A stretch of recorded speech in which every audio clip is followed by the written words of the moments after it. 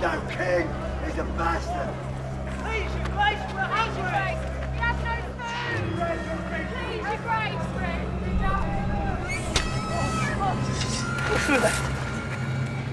I want the man who threw that find who did that and bring him to me!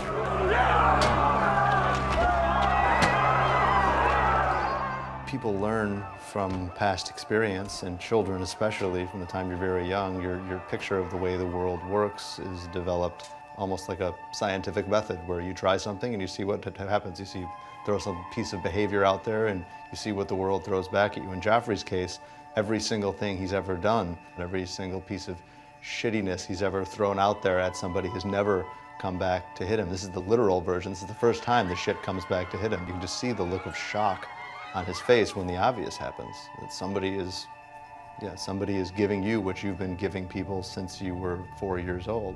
To me, it was about the fact that this is a little boy who's realizing that he isn't God as much as he would like to be. You really get a sense to see the other side of Joffrey, this little boy that he really truly is, and the fear that comes involved there. I think this really brings those fears to the surface and probably makes him hunker down even more and puts his siege mentality into high gear. This is a wake-up call for somebody who was maybe a bit more open to change. Would be an occasion for self-improvement. I think with Joffrey, this is going to have the opposite effect, and it's going to make him a worse person, not a better person. Where is your father? Is he alive? Who was he? A stonemason. Stonemason who could read? He taught himself. Quite a man. What killed him?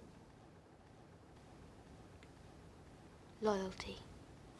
I don't think Arya is anybody's little girl anymore. I mean, I don't think she would take kindly to anyone calling her someone's little girl. I mean, look, she's still devoted to her father's memory, and I think Ned is still an incredibly strong presence in her life. But her father was the most honorable man she knew, and she saw where that got him. You know, he was the best man that she knew, and always lived according to his code, and ended up getting his head chopped off on a stage in front of thousands of people. So for her right now, it's about survival, and it's quite clear to her that being honorable does not ensure survival. In fact, probably the opposite. It probably makes you more vulnerable. Do you understand? I'm no ordinary woman. My dreams come true.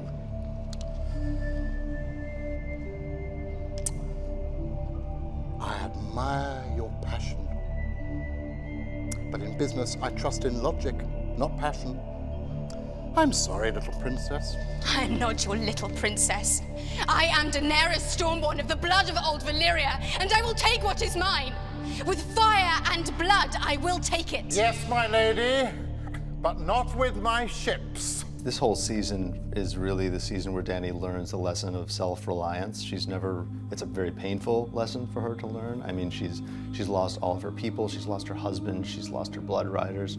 The temptation for her has always been to lean on someone else, a man of one kind or another. So I think for her, what she's learning in this episode especially is that she can't trust in other people. Ultimately, she ends up in a place where she needs to do things for herself, and she needs to do things that nobody in the world could possibly do except her.